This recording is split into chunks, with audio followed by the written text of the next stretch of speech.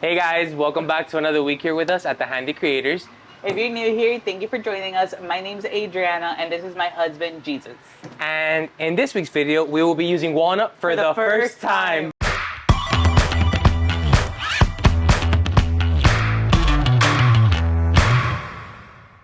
So, Wait. Let's dance a little. Guys, this is huge. We're using walnut. Like, oh my god. for this week's video, we are going to be doing a two-tone entryway table. The majority of it is going to be made out of walnut, and then it's going to have this beautiful ambrosia maple waterfalling, I guess you can say, on one of the sides, which is really going to make this piece stand out. So I guess with that, let's cut some walnut and let's enjoy this moment, because for the records and forever, this will be our first time ever using hardwood. Let's go. For as long as we can remember, we have been wanting to build a furniture piece using walnut and are extremely thrilled that the time has come.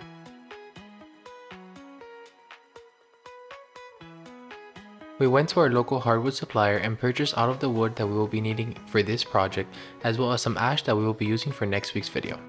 How do you feel? I'm so excited. Like, I just want to start cutting it now. That's your board? Yeah. What was it called again? Something beetle. We'll put the right name on the screen. Oh my god. It has little beetle marks. So little beetles lived in there. They Hi, eat the little sugar. beetles. I love you. Love.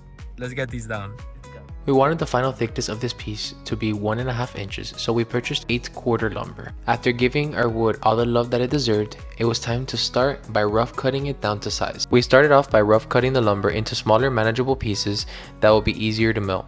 We recently learned that when rough cutting your lumber, you always want to give yourself a few extra inches of wood to work with, because since the board does not have a straight edge, the miter saw will not produce a perpendicular straight cut. And this is the smile of using walnut. We started the milling process by running all of the boards along one face on our benchtop joiner. We followed the milling process for rough lumber by first running our boards through our joiner to get a flat face, then running our boards along one edge to obtain a perfect 90-degree edge. Then we ran our boards through our planer to obtain 2 parallel faces, and finally we cleaned up the other edge on our table saw. As you can see here, we were having a bit of difficulty obtaining a flat face on our joiner and continued repeating the milling process. We are still learning how to properly use these tools, especially with hardwoods. We repeated the milling process until we finally achieved perfect boards, but ended up with 1-inch boards as opposed to the 1.5-inch boards that we initially planned. And that's okay. We know that this was a result of user error and know that the more we use these machines, the more skilled we will become. We will not let this discourage us, and will be letting this serve as a humbling experience to show us how much we still have to learn. If you have any tips or advice on how to use these machines, please feel free to leave them in the comment section below. We love learning and love hearing from fellow woodworkers on how we can improve our craft. One thing's for sure, next time we will not be practicing this on a walnut board. So before we keep going, we're gonna take a second and just clean our area, because it's a bit dusty at the moment. While the glue for the walnut panels dried, we began working on the ambrosia maple board that was going to support the other side of the furniture. We purchased 4-quarter lumber for this piece and repeated the whole milling process. When we were purchasing our wood for this build, we wanted to build the whole piece of walnut, but Adriana saw this board and absolutely fell in love with it. We knew we had to incorporate it into this build, but were not aware of how unique it was. What makes ambrosia maple so unique is that it is filled with brown and gray stripes and little holes. The holes are caused by beetles who lived inside the tree, causing the discoloration. Once the wood is kiln dried, all of the beetles leave the wood, but the wood keeps this beautiful pattern. We love how much these two tones complement each other and are so happy that we modified the original design to create this unique piece. But more on that later. For this design, we wanted the table to have a box joint connecting the 2 panels of walnut and have the ambrosia maple slide in on the other side. In order to create these joineries, we built a simple crosscut sled that would support the boards as we made the cuts. This was a simple sled we built using some leftover plywood that we had sitting in our garage. We cut these 2 thin strips of wood to serve as the rails for the sled and attached it to the plywood using some wood screws. We then added another piece of plywood at the edge of the sled and added some support braces to ensure it maintains a 90-degree angle. There are a lot of videos out there on how to build these sleds, and we have plans in the near future to build a more fancy one, but for now, this will do. Are you ready? We're super nervous, but nothing. Let's just do it. It's gonna come out great. It's gonna come out great. Nah, confidence. You got this. Okay, just believe in yourself. Thank you for believing in me. You got this. We are both fairly new to woodworking and consider ourselves beginners when it comes to this craft. Everything we have learned has been through doing research and then trial and error. This was the first time we ever did a box joint, and we're very happy how tight the joinery came out. Many people use a dado blade to do this joinery, but since we did not have a dado blade, we ran the board across our saw multiple times until the area we wanted removed was gone. How you feeling now? More confident. We repeated the process on the other panel, removing a little at a time until it was all gone. Let's take a moment and enjoy these relaxing clips.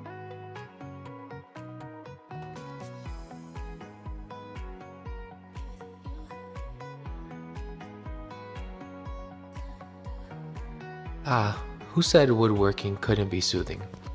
Even though we did not show it in this video, we did practice this new joinery on some scrap piece of pine before working on the walnut. We always recommend doing this to ensure to tweak any mistakes before trying it on your project panels. For the ambrosia maple, we wanted to make a type of joinery that would make it seem that the board was going through the top of the panel of the walnut. We are not sure how this joinery is called, so feel free to let us know in the comment section below. After all of the milling, the ambrosia maple measured about 17 millimeters, so we marked that in the center of what was going to be the top panel of the build and ran it through our crosscut sled one more time. We could honestly say that this project has opened up a whole new world for us. There are so many different species of wood out there and different types of joinery that we cannot wait to try. It is dangerously becoming an addiction. Like seriously, it is all we talk about. We did this! We promised ourselves that from now on, we will be including more of our celebrations in our videos. Many times we tend to focus so much on all of the hurdles and struggles that come our way, and even though there are many, there are also many small victories worth celebrating. We are trying to remember that, especially when we are learning something new, and want to share both the good moments and the bad ones with you guys.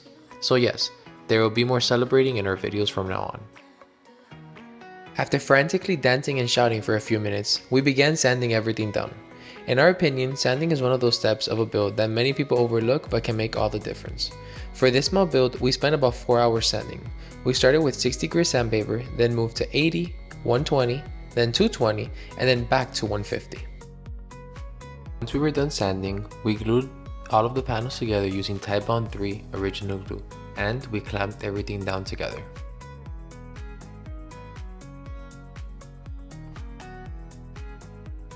After letting the glue dry for 24 hours, we removed all of the clamps and began working on the finishing touches.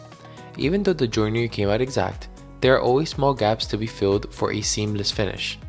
A little trick we picked up was to mix wood glue with remaining fine wood dust of the same wood and then spread it along the connection.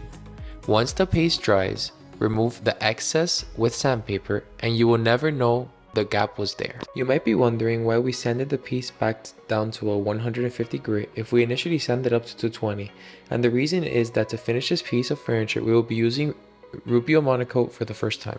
We have heard many great things about this wood finish and decided to give it a try. Rubio recommends that the wood grain not be sanded past 150 to ensure that the wood soaks up as much of that finish as possible.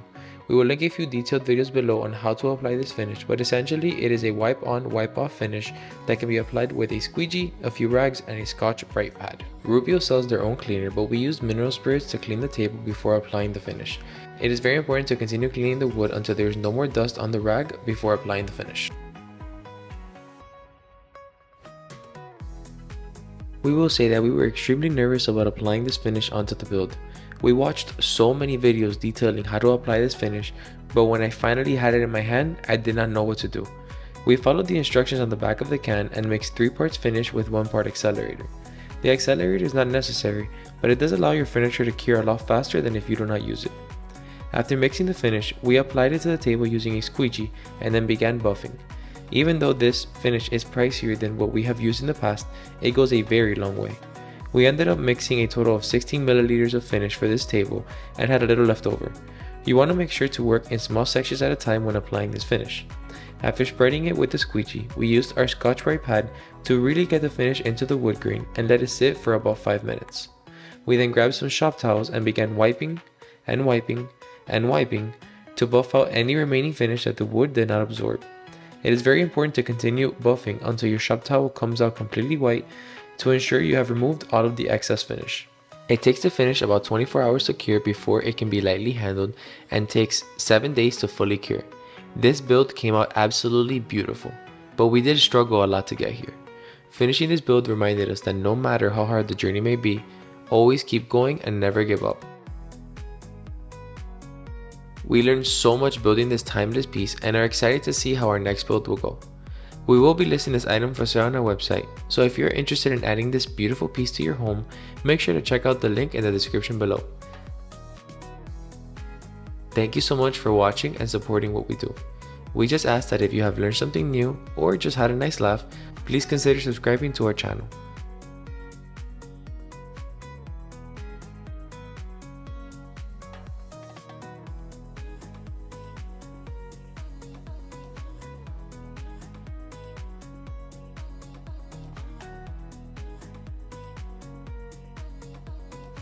We will see you on the next one. Bye.